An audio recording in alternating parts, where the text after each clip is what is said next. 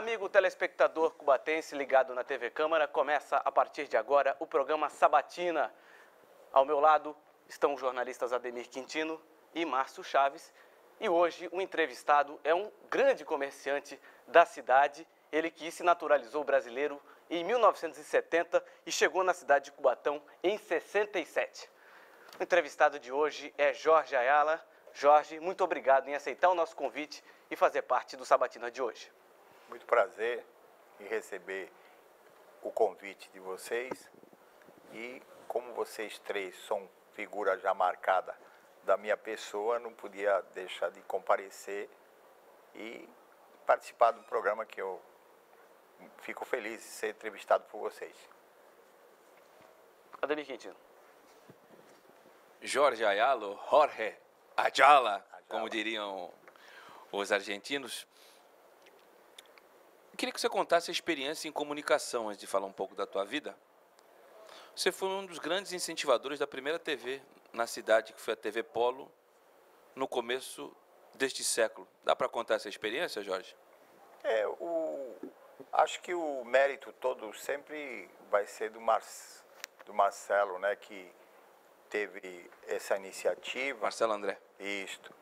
Teve essa iniciativa e assim que ele teve essa iniciativa, eu fazia parte da presidência da Associação Comercial e eu abracei a vontade dele, né, que acho que era importante. Ele me passou o processo de como ia funcionar e incentivei ele a fazer parte do grupo, né, até porque era um grupo de pessoas, né, um grupo de amigos, né, praticamente o setor empresarial, a indústria, a ordem dos advogados, o grupo do teatro, né, faziam parte o Rotary, né, eu também era rotariano naquela ocasião, né, e abracei esse processo, esse projeto dele e fui um aliado, um braço direito automaticamente de um trabalho que ele veio até gatinhando e conseguiu um patamar mais alto, né? Você é um dos fundadores, então? Foi um dos fundadores automático, que até hoje ele me passa a programação deles, tudo. Mas em alguns momentos eu vi que a coisa não ia muito bem, parava, né? Porque aquilo é tudo voluntário, né? Uma equipe boa, o Chiquinho, os meninos todos que estavam, o menino da Câmara que ficava segurando, toda aquela equipe é tudo voluntário. Zé, não havia recurso, né? Até na ocasião da pizzaria, diversas vezes a gente mandava pizza para eles, né? Porque é tudo voluntário. Mas concluiu-se, né? Conseguiu, até talvez faltou um pouco mais de incentivo, talvez que ele poderia buscar em algum setor, principalmente a indústria, né? Que podia incentivar. Ele não gostou, talvez, de querer pedir essa participação, mas ele voluntariamente conseguiu a ajuda da associação, eu estava de presidente, e incentivei muito a ele a concretizar esse negócio. Mas conseguiu-se, né? A gente teve que bater muitas vezes na mesa para ver se saía, né? Até que concluiu-se, se arrumou uma salinha lá em São Vicente, em parceria lá, e foi se alinhando. Até diversas vezes eu cobrava do André para cobrar da NET, né, já que ela teria maior interesse, né, mas foi lá e está indo lá, está gatinhando, né. Jorge, você saiu da Argentina aos 18 anos de idade, é isso? Não, eu vim com 11 anos. 11 anos? 11 anos. Qual a cidade que você... Eu vim para Santos, né, que a minha mãe era comerciante, né, da linha também de restaurante, né, minha mãe sempre, por isso que, né, sempre se incentivamos e tal. E a minha mãe foi uma aventureira, né, que ela veio para o Brasil, bem sucedida, né, ela era batalhadora e foi uma pessoa como eu digo, sempre... A minha mãe foi...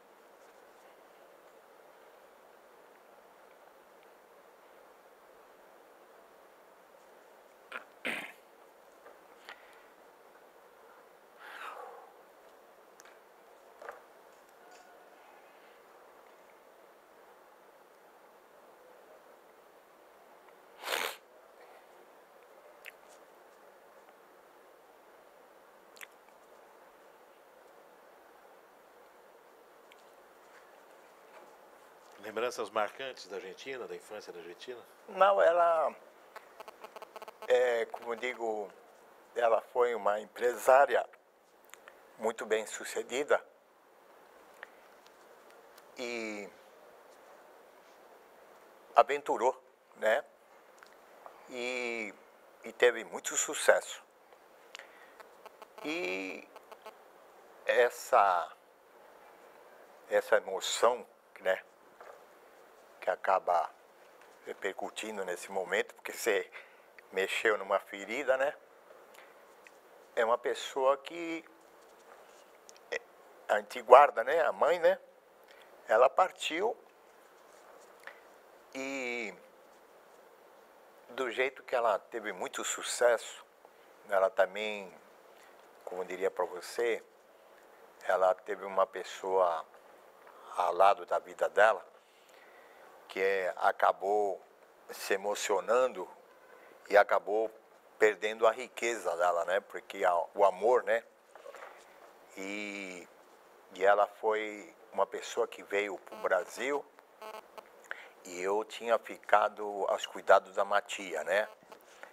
E ela teve um sucesso muito grande porque ela foi uma empresária, teve grande negócio e acabou conseguindo um matrimônio mal sucedido e acabou perdendo tudo que ela conseguiu na estrutura empresarial, acabou se diluindo todo para o Rio, né? Então talvez na hora que você me perguntou, eu voltei lá atrás, né? Porque foi uma carga muito emocional que ela se deixou, né, diluir, né? Ela se destruiu com o setor empresarial, né? Ela se deixou dominar e acabou perdendo toda aquele patrimônio que ela construiu. Qual era o ramo de atividade dela? Era restaurante também. Também. Em Santos. E ela foi uma pessoa, assim, bem-sucedida, empresária, mas teve a infelicidade de caminhar por um caminho, assim, lado amoroso, né? E o que você tem da sua mãe? O que você herdou da sua mãe? Essa garra de... Empreendedorismo. Isso, de talvez, como a gente já vem de uma família de restaurante, né? Quando eu estava lá na Argentina, eu estava num tio que tinha um restaurante que é um dos espelhos desse restaurante que eu construí, é justamente um espelho daquilo que o meu tio tinha na Argentina. O meu tio tinha um restaurante nesse padrão, que se eu tivesse tirado uma foto, talvez lá na infância, né? Eu tinha lá uns 5, 6 anos, e eu fazia parte dali, né? Porque eu vivia com eles, e eles viviam em cima e o restaurante era embaixo. E então, quando fiz esse projeto do restaurante, justamente tem um espelho daquilo que ele tinha na Argentina, né? Então, talvez o espírito de lá do meu tio lá, ele enquadrado aqui nesse sistema aqui. Então, bem-vindo já dos padrões do setor de alimentação, que sempre foi da família, né?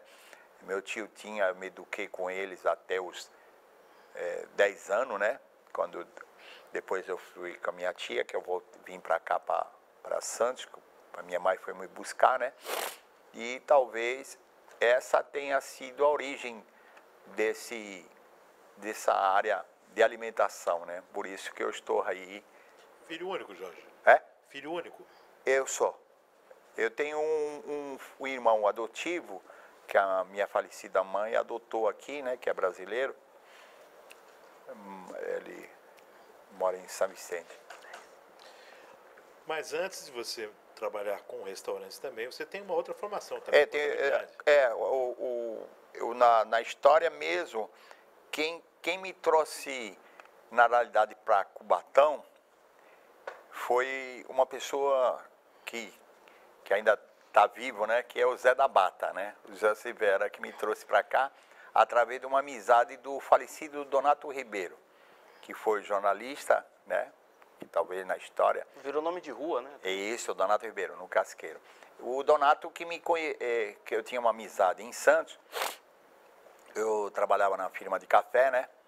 E o Donato, ele atuava na área de contabilidade e eu justamente atuava nessa área, na firma de café, eu ajudava alguns processos para ele em Santos. E um belo dia o Donato me convida para vir conhecer Cubatão, né? Que era o terrão, né? E ele tinha o jornalzinho, o Cubatão, né?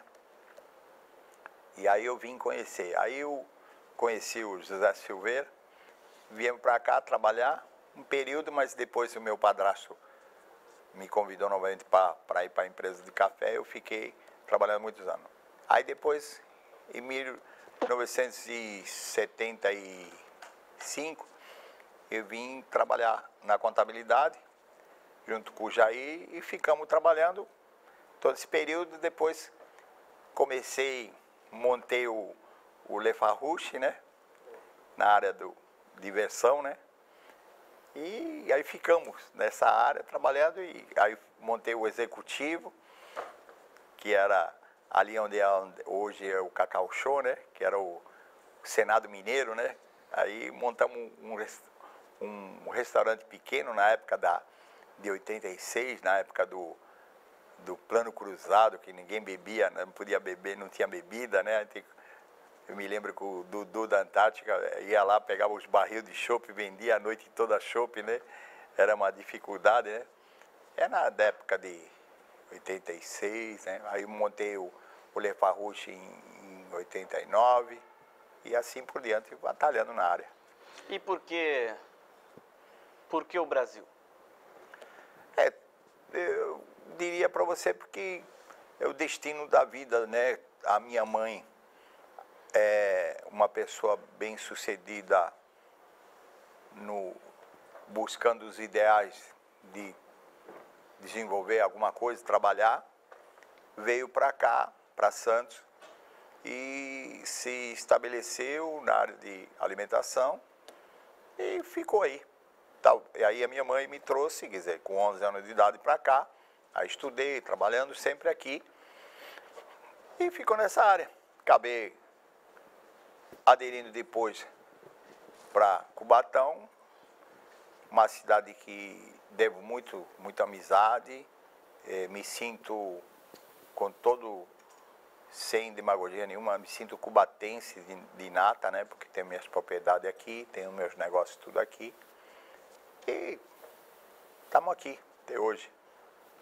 Jorge, você falou do Le Farouche. Por que ele chegou ao fim? É porque é uma área, por exemplo, que é diversão, né? Todas as casas famosas de diversão, ela tem início e tem pré-estabelecido o prazo de vencimento. Só eu que não planejei a data do vencimento, né? Porque área de diversão, você tem que planejar, fazer o projeto, programar ele, começa hoje e acaba amanhã. Até porque são outro estilo, né? Eu diria para você que quando eu comecei a fazer a discoteca, o Le Farouche, início foi outra eras. Era momento de casais, momento do romantismo, modas, né? Lambada, aquelas origens, né? E após ser eu vem vindo a discoteca, a juventude vai crescendo, vai evoluindo e vai criando outra raiz. Então, ela tem um momento de estabilizar. Então, chegou um momento, quando chegou em 96, quando chegou quase 97, tinha que acabar, porque a moda já era outra. Vinha o rap, essas coisas que automaticamente não haveria esse espaço. Então, teve início muito bom na década de 96, quando você viu que já não era mais o espaço, já era outro ritmo, você tinha que eliminar o...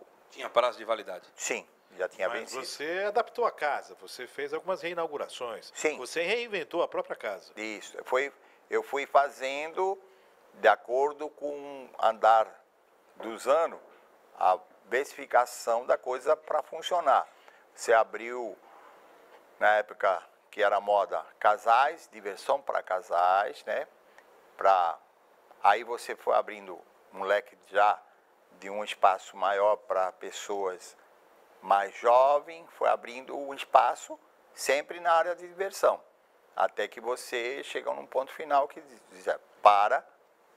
Cubatão é ruim de entretenimento, Jorge? Muito difícil. Mas é ruim para o empresário ou o jovem da cidade prefere ir para a cidade vizinha e não acaba contribuindo e investindo, prestigiando os negócios da cidade? Eu diria para você, Ademir, que na realidade, em todo o segmento de diversão, ela tem um início e fim.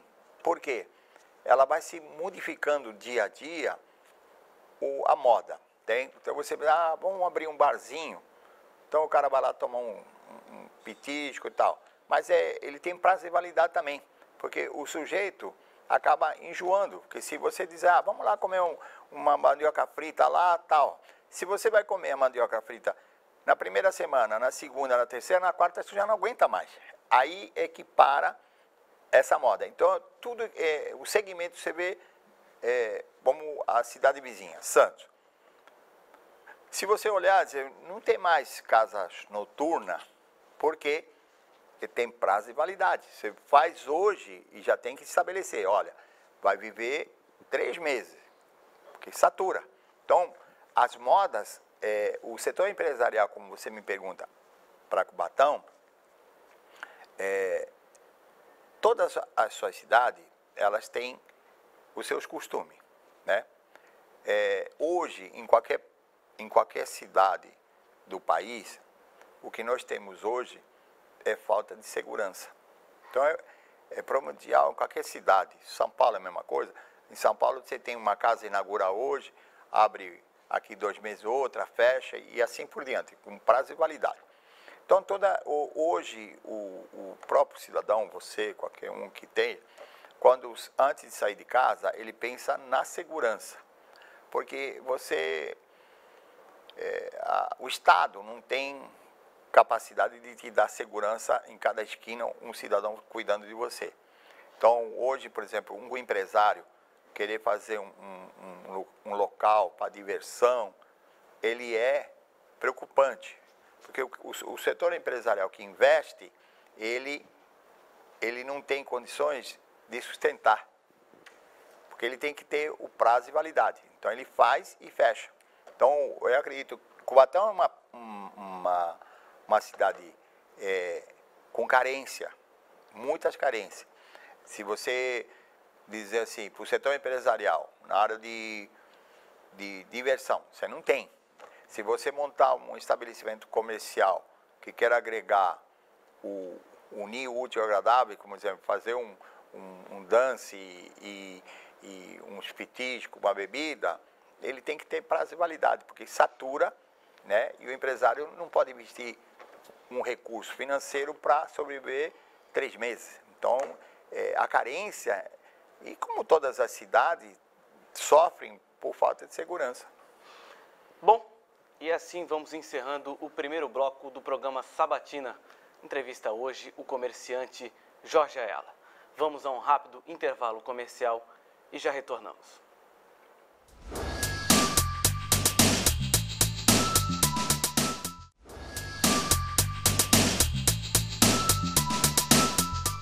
Estamos de volta com o programa Sabatina, que hoje entrevista o comerciante Jorge Ayala.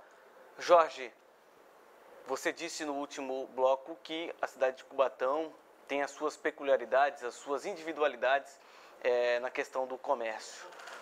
Qual foi o seu segredo para você ser bem sucedido por tanto tempo? O primeiro lugar, eu acho que qualquer empresário no seu segmento, ele não pode ficar mais atrás de um balcão com uma caneta na orelha. Porque já foi a época que o cidadão ia em busca, né? Hoje é inverso. Você que tem que estar em busca do teu cliente.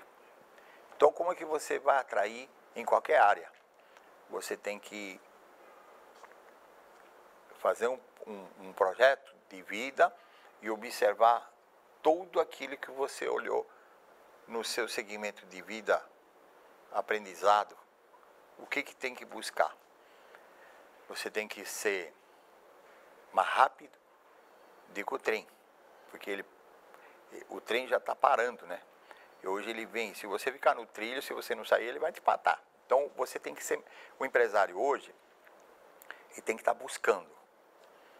Vai buscando e vai criando aquilo que você sente a dificuldade. Você não pode ficar, por exemplo, vou dar um exemplo para você. Se eu tivesse, há uns anos atrás, ali no segmento do restaurante pequeno que eu tinha, eu vinha acompanhando o meu desenvolvimento gastronômico. Então, eu tinha que criar, porque caso contrário, se eu criasse uma bandeja lá, uma cuba com feijão e arroz, batata frita, dizer, pô, o Jorge só faz isso. Então, você tem que buscar versificar. Então, versificar o que é? Tudo que é área de gastronomia, você tem que criar. Porque os olhos, ele é atrativo, ele atrai busca de qualidade. Então, qual é o objetivo meu sempre? Na andar dessa vida toda, de buscar sempre criar uma novidade. Então, fui criando, buscando e ampliando, versificar o que eu posso te atrair. Você eu não sempre posso... foi um inquieto, né? Você sempre foi um inquieto. Isso. Então, como você, por exemplo, se você foi no restaurante e se você não vê uma novidade, se você não vê uma qualidade, você não te atrai. Então, qual é o meu incentivo? É buscar sempre atrair um cliente a mais. Todos os dias, eu já estou aí há 3 anos e pouco, né, ali no restaurante novo. Todo dia, hoje mesmo, 3 pessoas, a primeira vez que eu venho, como é que funciona? Aí eu falei, assim. Todo dia eu tenho um cliente novo. E o mais importante, que mais me incentiva, é que o cliente que vem, ele faz questão de dizer, esse é um amigo meu que nunca veio comer aqui. Então, a satisfação de você receber uma pessoa nova e a satisfação quando ele sai de querer te cumprimentar pela qualidade. Então, aquilo me incentiva cada vez mais de que eu tenho que melhorar mais. Eu nunca estou satisfeito. Eu sou uma pessoa, aquilo que você falou, inquieto. Eu sou buscando todos os dias. Eu tenho a minha cozinheira-chefe, eu tenho a nossa nutricionista, que é formada e trabalha. É constante a busca de fazer a qualidade. A minha despedida do Natal, eu provoquei todos eles, fiz a reunião de todos, provoquei que 2016 é o momento, o ano da criatividade. Porque quem ficará em pé, quem tiver criatividade. E buscar os novos horizontes. Por quê? Passaremos um ano muito difícil. Digo para você, em toda a minha área empresarial, hoje eu estava falando para o pessoal, na minha área empresarial, o pior ano foi 2015. excesso de aumento de mercadoria.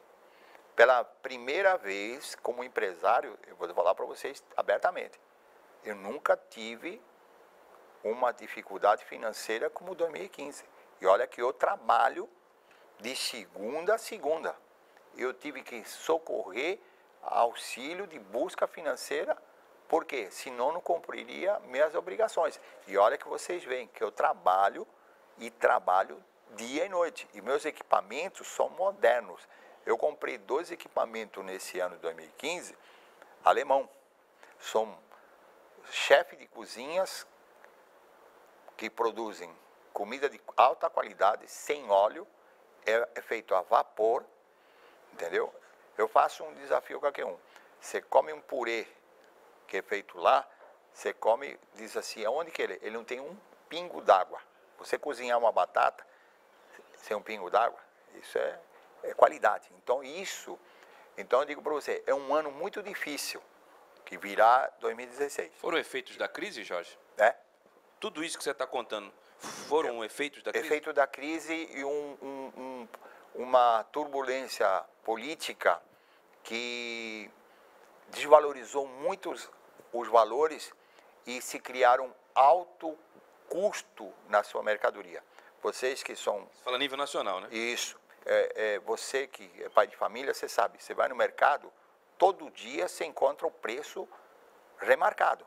Então o governo perdeu a sua estabilidade e os aumentos que foram executados, porque é um grupo forte no setor empresarial. Por exemplo, vou dar um exemplo para vocês. O Ceasa é o pregão do alimento no Brasil. O Ceasa hoje pega, ele diz assim, a saca da batata vai custar tanto. Isso é finir. Acabou. Então hoje, eu digo para vocês hoje, porque hoje eu passei, o fornecedor hoje me forneceu um tomate a R$140 a caixa. Você sabe quanto custava na semana passada? 35. Aí tu diz assim, mas qual é o empresário que sustenta essa formação? Então, por exemplo, você chega o tomate, vocês vejam nesses 4 meses, a cebola, tomate, limão, criatura, nós pagamos a R$140 a caixa. Qual é o produto, o limão, que trabalho você tem de produzir? O limão não precisa nem capinar, ele cresce que uma hora. Quem é o pivô? Lá, o pregão. Então, quer dizer, o país não teve sustentabilidade de segurar os preços. Por exemplo, a carne, você pagou esse mês, agora, em dezembro, a 44 o filé mignon. Observe só o que você pode pagar, 44 no mês de dezembro, quando chegou no começo do ano, não custava 32. Por que esse aumento tão agressivo? O que teve a inflação no país que fosse acrescentar tanto valor? Como eu disse para você, uma semana atrás, o tomate era 35. Por que você paga 140 hoje? Porque seca. Você tinha um segmento de comida japonesa. Não, eu parei. E o motivo também foi alta de... O dólar. O salmão é importado. E ele não tem estabilidade. E o dólar ia subindo, e é um alimento muito perigoso. A mão de obra é deficitária, em primeiro lugar. São todos jovens, não tem responsabilidade nenhuma. Você não encontra um sanchimê com 40 anos. Você encontra um moleque de 20 anos, entendeu? Isso é um problema regional de mão de obra? Sim. Em Santos você pode encontrar todos, você pode ir num restaurante e olha assim, ué, o cara já mudou. Muda todo dia um segmento, é muito difícil. E é uma mão de obra cara, não existe uma responsabilidade profissional e o produto super valorizado. Então você vê, o dólar, se vocês olharem, o dólar estava a 2 e quebrado, você está em 4. 4,14. Isso. Então você vai dizer, o salmão, como é que ele ia aumentar? 100% você não pode aumentar. Até pela cidade de ser consumo um pouco reduzido, nem toda a camada social come o sushi todo dia. Então, no sábado, na sexta, você vai no fim de semana. Todo dia o cara não vai comer aquilo. Então o custo é muito grande. Então eu preferi fechar, deixei o restaurante para o meu filho ele trabalhar num nível mais social no à la carte, e no projeto de 16 ele deverá edificar uma área kids para Voltado para o segmento. criança, segmento para criança e manter o restaurante no padrão que está. Falando em segmento, Jorge, você sempre foi uma pessoa que projetou as coisas. Você nunca abriu porta alguma sem antes ter um projeto de médio e longo prazo para isso. O seu projeto, ele visa qual nível social, financeiro? Qual nível da pessoa que serve-se dos serviços que você oferece? Primeiro, por exemplo, no restaurante que fico lá, no segmento, eu atendo toda a camada alimentar no restaurante lá, de um padrão A, né? Meus alimentos tudo padrão A, não trabalho com qualidade de segunda, trabalho só com padrão A, né? E alimentação padrão A no restaurante. O do meu filho, o ano que vem, 2016, eu estou fazendo um projeto e por um lado que já tem uma clientela que gosta de comer à la carte, né? Tá, a moça também, que é a nutricionista lá, está fazendo um projeto o lado natural, um pouco para a parte natural. E naquele salão, aquela parte de baixo, que digo baixo, eu vou colocar uma área kids de diversão para a criança e um pouco para o setor do buffet. Então, festa, um lado kids, entendeu? Mas para a molecada, porque como ele é jovem, vai fazer um buffet. Você sempre apostou numa classe diferenciada, embora menor na cidade, mas uma classe diferenciada? Olha, Desde o Le Farouche, sempre foi assim? Não, o meu padrão sempre foi a sociedade em si, né? Embora o Padrão é quem paga, né? o município, como eu falava para o Ademir, o município é carente em todos os setores, certo? Se você dizer assim, puxa, eu gostaria de comprar a tua camisa, onde que tu tem a loja que vai comprar? Nós temos essas dificuldades. A lado feminino, o Cubatão desenvolveu bastante. Já criamos algumas boutiques que as donas de casa conseguiram já se letizar um pouco mais. Mas o lado masculino, ele é ausente nessa parte que nós não tivemos. Concordo. O empresário, ele não busca. O mercado, eu digo para você, a cidade é carente. Que quando eu falo carente, em todo setor, né? O que na realidade ficou o costume de Cubatão é que nós temos um princípio de que aqui é terra de volume, de nível, pessoas baixas. De baixa renda. Isso. E não é isso. Porque quem trabalha aqui, ele convive com o povo daqui. Então, se você dizer assim, por exemplo, eu tenho um restaurante, por exemplo, do meu filho aqui, à la carte. Tem gente que adora ficar ali no restaurante. Tem gente que prefere ir lá no restaurante aquilo porque ele come rápido e quer ir embora. É rápido.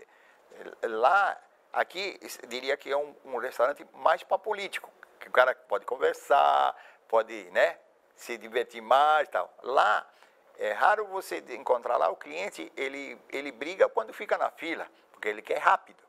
Então, lá é um restaurante vapo e buba. Então, eu tenho que ajuntar rapidez, qualidade e preço, não é verdade? Então, é isso que tem que ser a busca do empresário. Jorge, você falou com propriedade de várias questões da cidade. Falou da precariedade da mão de obra, falou da precariedade do comércio. Você conhece a cidade. Para ser comerciante é necessário você ter certa popularidade, porque você precisa lidar cotidianamente com as pessoas. São características de um político, né? Já recebeu o convite para entrar na vida política? Sim, muitas vezes. Eu digo de coração para você que eu adoro falar de política, mas nunca me deu entusiasmo de entrar na política. E principalmente agora, na época, né, que é uma época tão crítica, o cara se dizer, eu sou político, é uma coisa muito desagradável hoje, porque o país está contaminado da má política e o cidadão que diz, pô, mas as pessoas boas têm que estar na política, não é verdade? Sempre me foi cobrado, mas eu nunca me interessei, até porque eu costumo dizer... Na ficha do Jorge não tem filiação de partido. Não, eu fui filiado no PFL, porque quando eu estava na federação em São Paulo, eu fui vice-presidente do Guilherme Afife Domingues, né, que foi até ministro, e até por um critério de partidária, PFL, me filiei no PFL e passou a ser DEM, né, e está lá, acho que o DEM, mas nunca me interessei na vida política. Às vezes, de vez em quando eu cobro até algum cobra, eu falei, um dia eu vou ser candidato, né, mas digo de coração que eu gostaria de ser político bem-sucedido, mas é muito difícil hoje mudar a minha personalidade, que eu sou uma pessoa, talvez você não me conheça, mas o Márcio me conhece há 30 anos atrás, sou a mesma pessoa que sou hoje. E talvez eu gostaria de dizer para você, completando a área empresarial, saindo da política, ser empresário hoje, eu diria para você que devia ter faculdade para ser empresário. Porque empresário não basta ter dinheiro. Eu tenho dinheiro, faço o que eu quero. Não. Acho que, às vezes, o dinheiro não é o suficiente para você ser empresário. Você tem que ter cabeça, ter uma formação do que você pretende fazer que eu possa te atender. Não tem que ser o lado empresário do palavrão mercenário. Talvez um dos méritos meus da minha vida de empresário, de que nunca coloquei a palavra na frente de mercenário. Se você perguntar para mim, se você chegar agora e me perguntar qual é o preço que você cobra lá, não trato de preço, não sei um preço. Se você dizer, quanto custa teu pudim? Não sei, não me preocupo com preço. Eu pratico o setor empresarial. Compra. Eu faço compra e mando produzir os produtos. Só isso. Você acha que é mais importante, então, uma das mais responsabilidades é a compra, saber comprar e a organização? O segredo do sucesso também estaria aí? O conjunto do empresário, primeiro ato, conhecer da área que ele gostaria de fazer. Porque, às vezes, o sujeito, por exemplo, vamos supor, Ademir, você é jornalista, fez faculdade e tal, você gosta da profissão? Não. Então, para que você se formou? Não é verdade? Então, eu digo assim, ser empresário tem que ter dom. Eu sou empresário. Eu digo, sabe qual é o meu prazer? Eu sou um empresário. Mas de vez em quando tu tá me vendo que eu estou limpando lá o chão, eu limpo o guardanapo, eu limpo a mesa. Mas esse é a minha área. De que é? Ser bem sucedido.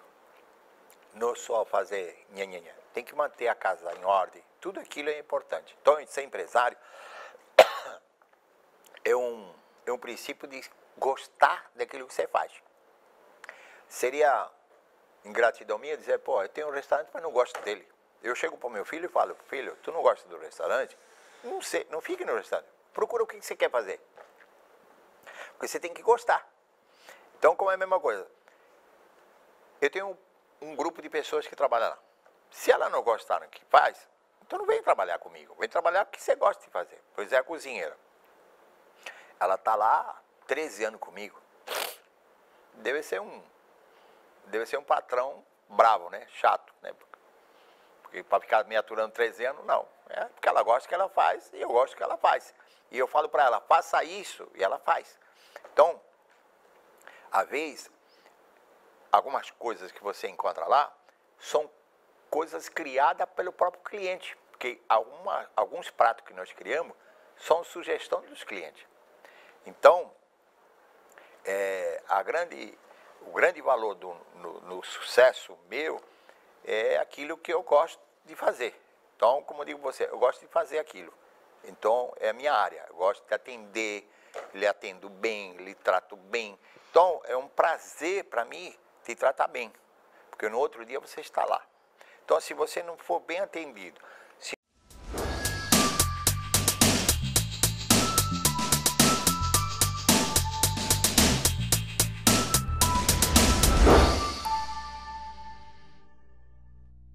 dentro para si. Mas isso, Takashi? Isso mesmo. Bom, a gente, assim, vamos encerrando o segundo bloco do programa Sabatina. Entrevista hoje, Jorge Ayala. Márcio, na volta, você manda a pergunta para o Jorge, tá bom? Vamos a um rápido intervalo comercial e já retornamos.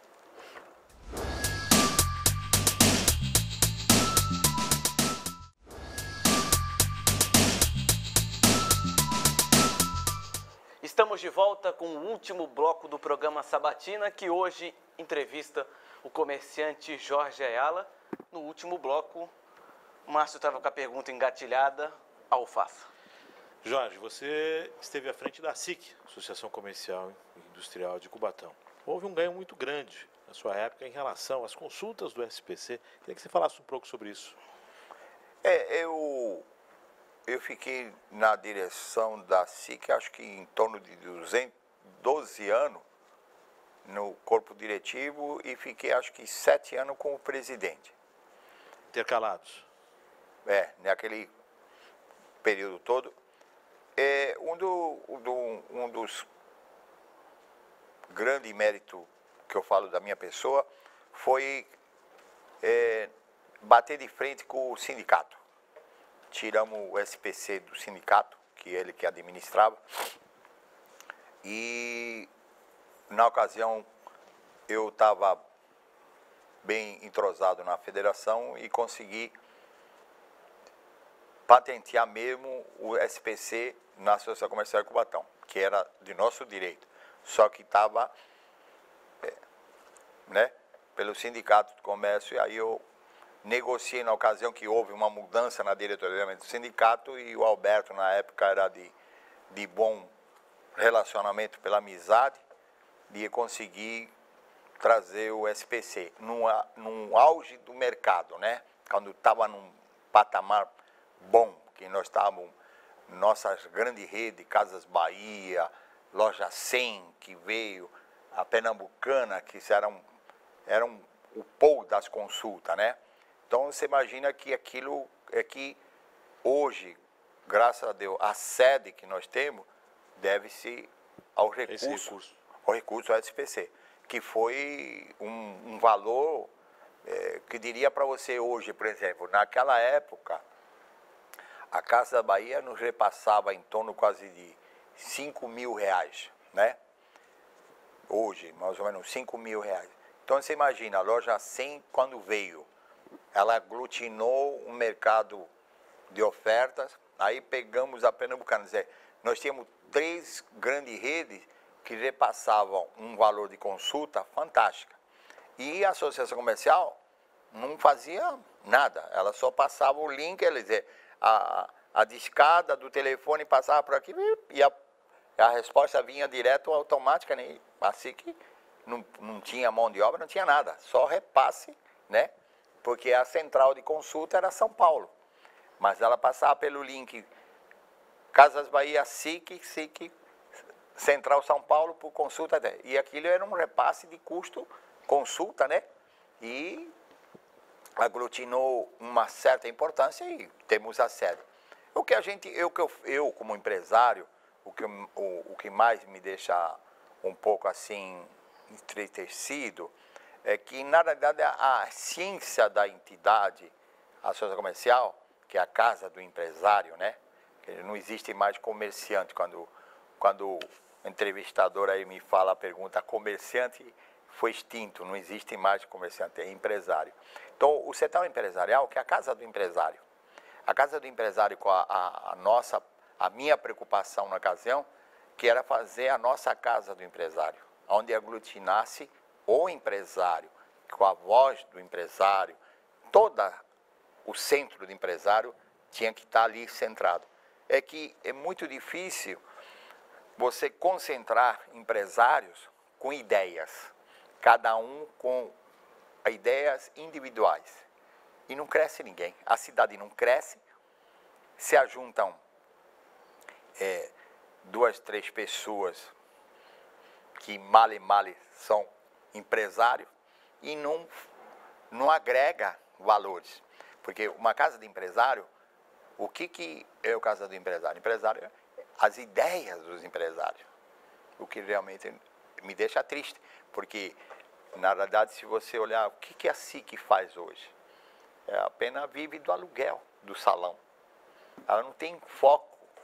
O que ela te fortalece em palavras empresarial? Qual é o nosso centro empresarial? O que nós temos hoje? Não temos nada. Não temos voz. Nós não temos. Nas décadas há anos atrás, eu quando estava de presidente, eu concentrava ideias, buscava, pelo menos parava, falava, tínhamos conceito, entendeu? Hoje o setor empresarial está muito longe daquilo que a gente tinha que fortalecer, porque as ideias do empresário é a casa do empresário. Quem é a voz? Casa do empresário. Glutinar. Então hoje os que se figuram como empresário não têm característica empresarial. Ele busca o individual, porque precisa redes, dono da Pernambucana, loja 100. Se você olhar hoje o nosso centro empresarial, é diminuto, não temos mais. Quer dizer, você foi presidente da SIC, você foi vice-presidente da Federação do Fui. Comércio do Estado de São 4 Paulo. anos. Uma cidade de 120 mil habitantes, uma associação comercial pequena. Foi o seu nome ou foi a associação que abriu essa porta e você se tornando você o vice-presidente da federação? Eu diria que foi a minha pessoa, minha personalidade, meu caráter. Eu debati, digo para você de coração, eu bati de frente com a federação, bati com... É muito difícil você em grupo na região do estado de São Paulo, com 23 vice-presidentes, né, e um presidente com política, é muito difícil. Digo para você com todo o coração, é muito difícil. Eu aglutinei, fui a vaga, a disputa, né, que é eleito, né, e aglutinei o interesse e fui representar, eu estive na federação. Então, era muito polêmico. A minha pessoa era um pouco polêmica na federação, porque buscava meus ideais pelos interesses empresarial. E é muito difícil, porque quando você se aglutina com pessoas poderosas, é meio difícil. Jorge, por que projeto 10 em 1? Essa é a primeira pergunta. E a segunda? Infelizmente, eu digo infelizmente porque muitos foram tentar no ramo da alimentação o sucesso, o objetivo financeiro e não conseguiram. Se eu estiver enganado, algum companheiro me corrija, mas além de você, a churrascaria Vila Nova, não vejo ninguém nesse ramo há tanto tempo no mercado. A que se deve isso? É como eu falar para você, você precisa gostar do que você faz, em primeiro lugar. Ponto. Isso é o ponto fundamental. Qualquer empresário que vai em busca de querer fazer um negócio para ganhar dinheiro, ele pode fazer, mas ele primeiro precisa gostar daquilo que ele faz. Então eu digo, em primeiro lugar, eu coloco aquilo que maior satisfação me dá. Eu dou maior satisfação. Acordar de manhã, que eu tenho que vir para o meu estabelecimento que eu adoro, eu gosto. Seria infeliz esse, pô, eu tenho que ir lá trabalhar, sabe aquele mal-estar que o sujeito cria, né? Não, é de maior satisfação.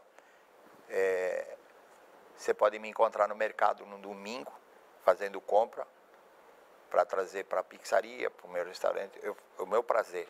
Gosto daquilo que eu faço. Então, o primeiro empresário precisa saber o que gosta de fazer. Buscar. Eu quero vender chup-chup. Então, vai vender chup-chup, que você gosta de fazer, vai vender chup-chup. Mas primeiro você tem que saber gostar. Então, eu acredito que, aqueles que, por exemplo, o Álvaro do Calabari, está há muitos anos, né? Foi meu vice-presidente na associação comercial, moleque novo. Tia Jô também, né? O Geraldo da Tia Jô. Não trabalhou comigo. Mas está há bastante tempo também. Está na área da alimentação. Ele está lá. Eu diria com pujança que eu digo que a padaria Vila Nova vai viver até o dia que o Pepe viver. Porque o Pepe tem um amor com aquela chopeira e eu admiro o Pepe na conduta de que conheço, de que o dia que eu vim para Cubatão, é um homem que eu admiro o Pepe pela idade dele, admira aquela chopeira, ele vai morrer abraçado com ele, então ele adora. Eu sempre falei, não existe concorrência para um cara que adora o que faz. O Pepe é uma pessoa fantástica, eu admiro a postura, um cara fantástico. E a primeira pergunta, por que o nome Projeto 10 em 1? O Projeto 10, Ademir, foi, na realidade, quem criou foi a minha sobrinha Andréa, que ela é publicitária, né? E quando eu passava para ela, falei, André, preciso criar o nome do restaurante. E o que vai ter? Aí eu falei, vai ter isso, aquilo, e tanta coisa que ali, quando começou, que era um café, um restaurante, a pizzaria, e fui criando um bloco de coisas que ia ter, né? Aí quando chegou no final, ela contou 1, 2, 3, 4, disse assim, tio, 10 em 1. Aí eu falei, bonito, 10 em 1. E ficou, porque era 10 atividades num local. E eu falei, mas eu não vou criar tudo. Eu disse, não, tio, então deixa 10, quando você criar 10, já fica 10. E ficou 10. 10 em 1, porque ia ser a pastelaria, o café, a pizzaria, era um monte de coisas do mesmo local e ficou 10. Num local só, ficou 10 em 1. Então ficou 10 em 1. Aí quando acabei construindo lá, eu deixei projeto 10. Por quê? Era 10 em qualidade, então deixei projeto 10. Quando veio agora a pizzaria, que eu transferi para cá, é projeto 10 em 2. Por que 10 em 2? Porque 10 vai criar a esfirra e a pizzaria. Então ficou 10 em 2. Por isso que a nomenclatura... Virou padrão 10 agora. É, 10, padrão 10. É isso. Jorge, você sempre foi um trabalhador, sempre foi um cidadão brasileiro, cidadão cubatense. Graças a Deus. Sempre recolheu seus impostos, sempre cumpriu com as suas obrigações. Você já se valeu dessa questão dos serviços públicos por aquilo que você paga? Diria para você, com maior transparência, não. Por aquilo que você produz e aquilo que você dá de sim, porque dando de sim para receber, né, deixa muito a desejar. Eu acho que não deve existir país no mundo que mais recolhe imposto como o Brasil. Por que todo empresário reclama de tanto imposto que ele paga? Porque ele não vê a contrapartida. Não é porque ele não gosta de pagar, é que nós não temos a contrapartida. Quando você observar, ontem você estava vendo algum programa, não sei que programa vi, a deficiência da saúde do povo. Né? Veja só, eu pago R$1.000 um plano de saúde. Se eu quiser telefonar agora para o médico está de férias. Eu tenho que marcar uma operação. Está tudo de férias. E é plano de saúde. Né? Quando você marcar, você vai dizer marcar o quê? Se não tem, época, alguma coisa, não tem época agora para marcar. Não tem de jeito nenhum para marcar nada. Vamos marcar agora, eu acho. Não tem condições de marcar uma consulta agora. Por quê? Você tem que esperar a data da marcar a operação. Então você demora. Eu pagando um plano de saúde, tem que esperar 3, 4 meses para operar. Você imagina o coitado que não tem isso. Carga tributária então alta e retorno? Muito, muito. A carga tributária que nós temos é muito grande em proporção que aquilo que o Estado e a Federação teria que dar, né? Porque seria a saúde, a segurança, né? Que você mais se preocupa hoje, que é 2 estados, né? Que é a saúde e a segurança. Vamos só refazer essa última pergunta. Eu fiz a pergunta em relação a você começou a falar da questão do plano de saúde. Volta daí, porque tocou o telefone, que a gente precisa refazer. Ah, tá. Já pode revoltar. Eu fiz a pergunta. Um cidadão que sempre pagou os seus impostos, sempre teve suas responsabilidades, você tem retorno do setor público? Você acredita, você vê isso como alguma possibilidade?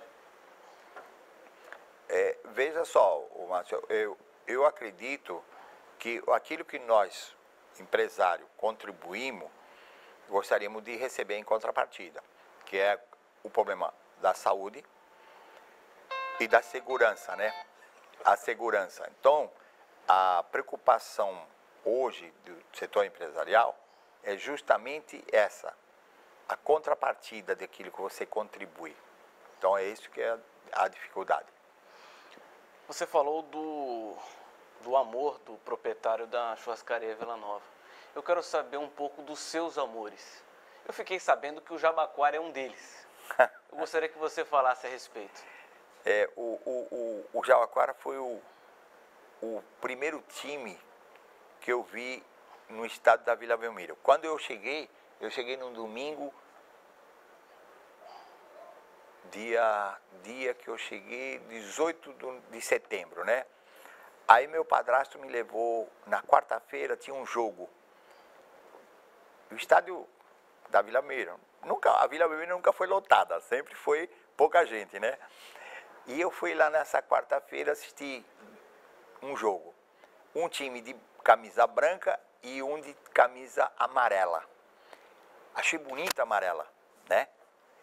Mas quem era o time de branco? Era o Santos. Ganhou de 3-1. Era um timão, o Jabaquara. E o time do Santos tinha um criolinho lá que ninguém conhecia quem era, jogava pra caramba, né?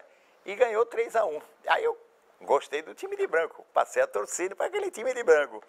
Então a história é assim. Eu gostava de ver a camisa do Jabaquara. Achava o Jabaquara fantástico. Porque eram 3 times. Da Portuguesa Santista, Jabaquara e o Santos. Que Campeonato Paulista naquela época era fantástico, né? Os 3 times jogavam.